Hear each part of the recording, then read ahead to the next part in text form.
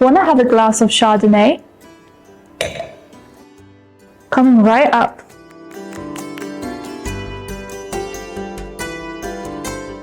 Or do you prefer some red? How about Cabernet Sauvignon or Merlot?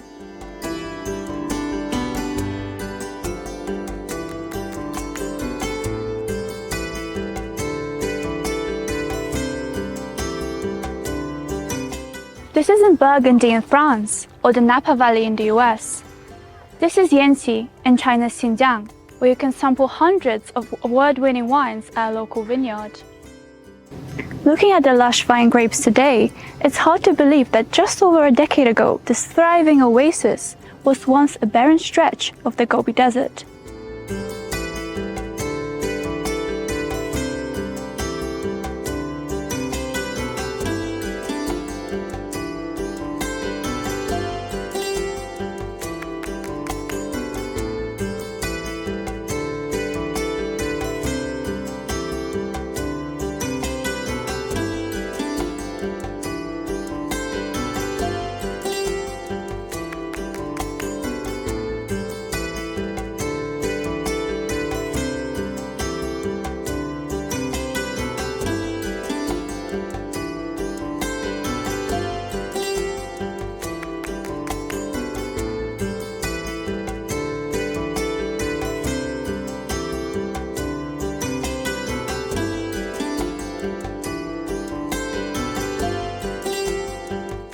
我的一个老乡推荐这里条件好了，我们这里1年以后丫头也带过来这里上学呢。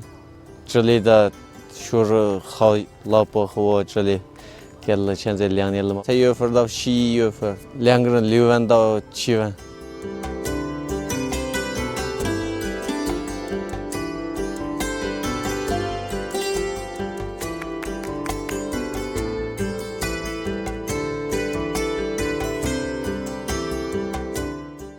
这里条件也好，我们的工资也高了，收入也多了，吃的也好了，这里我们宿舍的也好了，这公司嘛，每次节日我们也参加活动了，我们娃娃呀都全部人带过来参加，高兴了吧？所以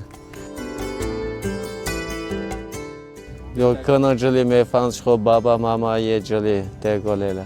我们上班的地方条件太好了，还有我们见面也方便，所以你们也我们那边去，你们好好休息，我们干活嘛。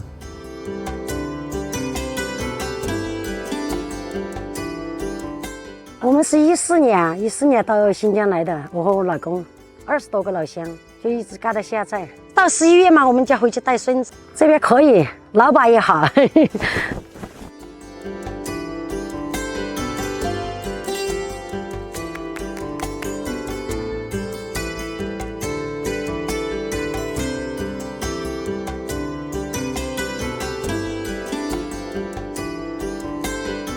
这几年随着这个智慧农业的一个发展，然后我们也就是做了一些就是智慧农业。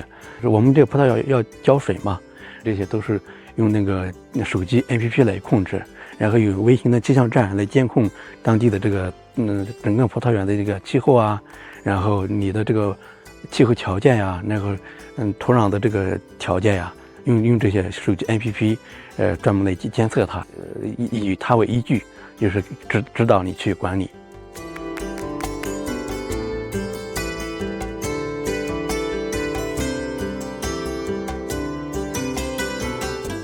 看到这个羊等葡萄采完以后，就是20天以后会放出来，然后要吃叶子。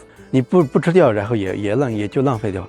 就它把叶子吃了以后，产生的粪便来发酵起来，发酵成有机肥，再给它施到葡萄地里面，一个生态循环。Apart from growing grapes and making wine, the vineyard has been accelerating the integration of wine and tourism. 文旅这块，我们现在建设的家庭公寓式的这种酒店，能够容纳大约是150人的住宿，带动当地的农民的这个就业。